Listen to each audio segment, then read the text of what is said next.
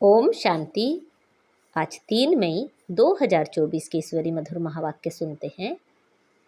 मीठे बच्चे, इस दुख धाम को जीते जी तलाक दो, क्योंकि तुम्हें सुख धाम जाना है।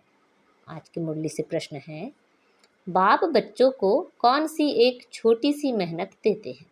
उत्तर, बाप कहते, बच्चे, काम महाशत्रु है, इस पर विजय प्राप्त करो। यही तुम्हें थोड़ी सी मेहनत देता हूँ। तुम्हें संपूर्ण पावन बनना है। पतित से पावन अर्थात पारस बनना है। पारस बनने वाले पत्थर नहीं बन सकते।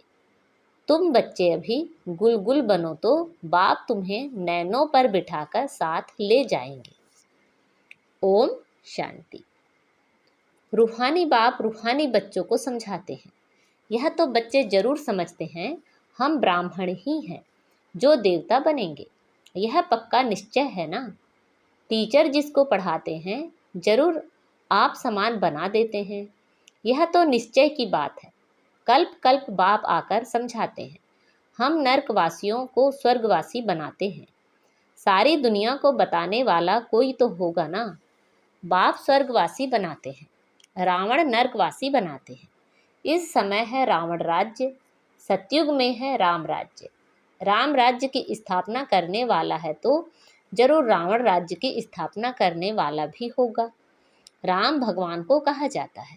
भगवान नई दुनिया स्थापन करते हैं।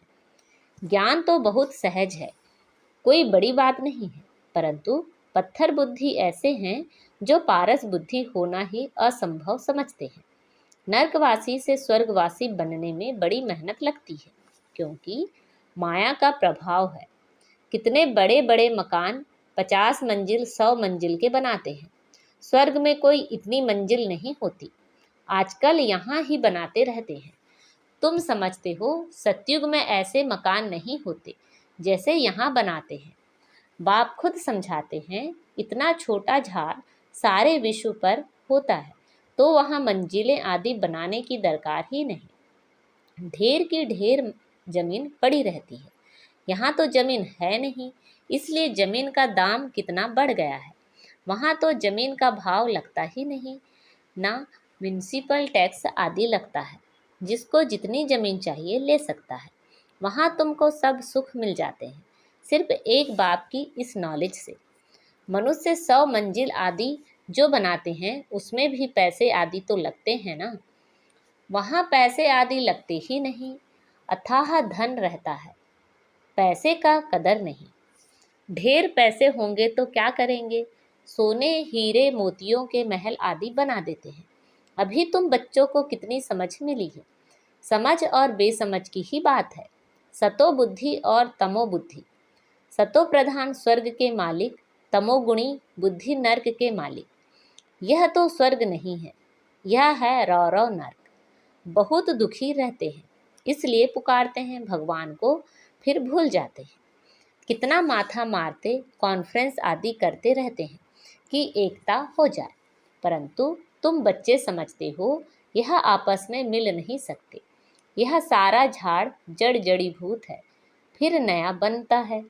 तुम जानते हो कलयुग से सतयुग कैसे बनता है। यह नॉलेज तुमको बाप अभी ही समझाते हैं। सतयुगवासी सो फिर कलयुगवासी बनते हो, फिर तुम संगमवासी बन सतयुगवासी बनते हो। कहेंगे इतने सब सतयुग में जाएंगे? नहीं, जो सच्ची सत्यनारायण की कथा सुनेंगे वही स्वर्ग में जाएंगे, बाकी सब शांति धाम में चले जाएंगे। दुख धाम तो होगा ही नहीं, तो इस दुख धाम को जीते जी तलाक दे देना चाहिए। बाप युक्ति तो बताते हैं कैसे तुम तलाक दे सकते हो। इस सारी सृष्टि पर देवी देवताओं का राज्य था, अभी फिर बाप आते हैं स्थापना करने। हम उस बाप से विश्व का राज्य ले रहे हैं। ड्रामा प्लान अनुसार चेंज जरूर होनी है। यह है पुरानी दुनिया, इसको सतयुग कैसे कहेंगे? परंतु मनुष्य बिल्कुल समझते नहीं हैं कि सतयुग क्या होता है। बाबा ने समझाया है, इस नॉलेज के लिए लायक वह हैं जिन्होंने बहुत भक्ति की है, उन्हें ही समझाना चाहिए। बाकी जो इस कुल के होंगे नहीं वह समझेंगे नहीं। तो फिर ऐसे ही टाइम वेस्ट क्यों करना चाहिए? हमारे घराने के ही नहीं हैं तो कुछ भी मानेंगे नहीं। कह देते हैं आत्मा क्या परमात्मा क्या, यह मैं समझना ही नहीं चाहता हूँ। तो ऐसे के साथ मेहनत क्यों करनी चाहिए? बाबा ने समझाया है, ऊपर में लिखा हुआ है, भगवान नुआच, मैं आता ही हूँ कल्प कल्प पुरुषोत्तम संगम युग पर और साधारण मनुष्य तन में, जो अपने जन्मों को नहीं जानता है। मैं बतलाता हूँ पूरे 5000 वर्ष का पाठ किसका होता है। हम बता देते हैं, जो पहले नंबर में आया है उनका ही पाठ होगा ना। श्री कृष्ण की महिमा भी गाते हैं, फर्स्ट प्रिंस ऑफ सतयुग। वही फिर 84 जन्मों के बाद क्या होगा? First beggar, beggar to prince, फिर प्रिंस टू बेगर। तुम समझते हो प्रिंस टू बेगर कैसे बनते हैं? फिर बाप आकर कौड़ी से हीरे जैसा बनाते हैं। जो हीरे जैसा है वही फिर कौड़ी जैसा बनते हैं। पुनर्जन्म तो लेते हैं ना। सबसे ज़्यादा जन्म कौन लेते हैं यह तुम समझते हो। पहले पहले तो श्री कृष्ण को ही मानेंगे, उनकी राजधानी है, बहुत जन्म भी उनके होंगे। यह तो बहुत सहज बात है, परंतु मनुष्य इन बातों पर ध्यान नहीं देते हैं। बाप समझाते हैं तो वंडर खाते हैं। बाप एक्यूरेट बताते हैं, फर्स्ट सो लास्ट, फर्स्ट हीरे जैसा, लास्ट कौड़ी जैसा। फिर हीरे जैसा बनना है, पावन बनना है, इसमें तकलीफ क्या है? पारलौकिक बाप ऑर्डिनेंस निकालते हैं, काम महाशत्रु है। तुम पतित किससे बने हो? विकार में जाने से, इसलिए बुलाते भी हैं पतित पावन आओ, क्योंकि बाप तो एवर पारस बुद्धि है, वह कभी पत्थर बुद्धि नहीं बनते हैं। कनेक्शन ही उनका और पहले नंबर जन्म लेने वाले का हुआ। देवताएं तो बहुत होते हैं, परंतु मनुष्य कुछ भी समझते नहीं। क्रिश्चियन लोग कहते हैं क्राइस्ट से 3000 वर्ष पहले पैराडाइज था, वह फिर भी पिछाड़ी को आए हैं ना, तो उनकी ताकत है। उनसे ही सब सीखने जाते हैं, क्योंकि उन्हों की फ्रेश बुद्धि है, वृद्धि भी उन्हों की है। सतो रजो तमो में आते हैं ना। तुम जानते हो सब कुछ विलायत से ही सीखते हैं। यह भी तुम जानते हो सतयुग में महल आदि बनने में कोई टाइम नहीं लगेगा। एक की बुद्धि में आया फिर वृद्धि होती जाती है, एक बनाकर फिर ढेर बनाते जाते हैं, बुद्धि में आ जाता है ना। साइंस वालों की बुद्धि तुम्हारे पास ऊंच हो जाती है, झट महल बनाते रहेंगे। यहाँ मकान व मंदिर बनाने में 12 मास लग जाते हैं, वहाँ तो इंजीनियर आदि सब होशियार होते हैं। वह है ही गोल्डन एज, पत्थर आदि तो होंगे ही नहीं। अभी तुम बैठे हो, ख्याल करते होंगे हम यह पुराना शरीर छोड़ेंगे, फिर घर में जाएंगे, वहाँ से फिर सतयुग में योग बल से जन्म लेंगे। बच्चों को खुशी क्यों नहीं होती, चिंतन क्यों नहीं चलता? जो मोस्ट सर्विसेबल बच्चे हैं उन्हों का चिंतन जरूर चलता होगा। जैसे बैरिस्टरी पास करते हैं तो बुद्धि में चलता है ना, हम यह करेंगे यह करेंगे। तुम भी समझते हो हम यह शरीर छोड़ जाकर यह बनेंगे। याद से ही तुम्हारी आयु वृद्धि को पाएगी। अभी तो बेहद बाप के बच्चे हैं, यह ग्रेड बहुत ऊंची है। तुम ईश्वरी परिवार के हो, उनका कोई और संबंध नहीं है। भाई बहन से भी ऊंच चढ़ा दिया है। भाई भाई समझो, यह बहुत प्रैक्टिस करनी है। भाई का निवास कहाँ है? इस तख्त पर अकाल आत्मा रहती है। यह तख्त सभी आत्माओं के सड़ गए हैं, सबसे जास्ती तुम्हारा तख्त सड़ गया है। आत्मा इस तख्त पर विराजमान होती है। भ्रकुटी के बीच में क्या है? यह बुद्धि से समझने की बातें हैं। आत्मा बिल्कुल सूक्ष्म है, स्टार मिसल है। बाप भी कहते हैं मैं भी बिंदु हूँ, मैं फिर तुमसे बड़ा थोड़े ही हूँ। तुम जानते हो हम शिव बाबा की संतान हैं। अब बाप से वर्षा लेना है, इसलिए अपने को भाई भाई आत्मा समझो। बाप तुमको सम्मुख पढ़ा रहे हैं, आगे चल और ही कशिश होती जाएगी। यह विघ्न भी ड्रामा अनुसार पढ़ते रहते हैं। अभी बाप कहते हैं तुमको पतित नहीं होना है, यह ऑर्डिनेंस है। अब तो और ही तमो प्रधान बन पड़े हैं। विकार बिगर रह नहीं सकते। जैसे गवर्नमेंट कहती है शराब नहीं पियो, तो शराब बिगर रह नहीं सकते, फिर उनको ही शराब पिलाए डायरेक्शन देते हैं फलानी जगह बॉम्ब्स सहित गिर जाओ, कितना नुकसान होता है। तुम यहाँ बैठे बैठे विश्व का मालिक बनते हो, वह फिर वहाँ बैठे बैठे बॉम्ब्स छोड़ते हैं सारे विश्व के विनाश के लिए। कैसे चटा भेटी है। तुम यहाँ बैठे बैठे बाप को याद करते हो और विश्व के मालिक बन जाते हो। कैसे भी करके बाप को याद जरूर करना है। इसमें हठ योग करने व आसन आदि लगाने की भी बात नहीं है। बाबा कोई भी तकलीफ नहीं देते हैं। कैसे भी बैठो, सिर्फ तुम याद करो कि हम मोस्ट बिलवेड प्यारे बच्चे हैं। तुमको बादशाही ऐसे मिलती है जैसे माखन से बाल। गाते भी हैं सेकंड में जीवन मुक्ति। कहाँ भी बैठो, घूमो फिरो, बाप को याद करो। पवित्र होने बिगड़ जाएंगे कैसे, नहीं तो सजाएं खानी पड़ेगी। जब धर्मराज के पास जाएंगे तब सबका हिसाब किताब चुकतू होगा। जितना पवित्र बनेंगे उतना उच्च पद पाएंगे। इम्प्योर रहेंगे तो सूखा रोटला खाएंगे। जितना बाप को याद करेंगे पाप कटेंगे। इसमें खर्च आदि की कोई बात नहीं। भल घर में बैठे रहो, बाप से भी मंत्र ले लो। यह है माया का वश करने का मंत्र, मन मना भाव।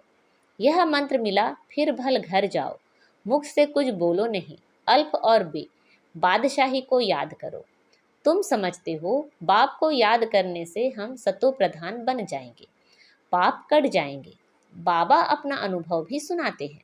भोजन पर बैठता हूँ, अच्छा हम बाबा को याद कर खाते हैं, फिर झट भूल जाता हूँ, क्योंकि गाया जाता है जिनके मत्थे मामला। कितना ख्याल करना पड़ता है। फलाने की आत्मा बहुत सर्विस करती है, उनको याद करना है। सर्विसेबल बच्चों को बहुत प्यार करते हैं।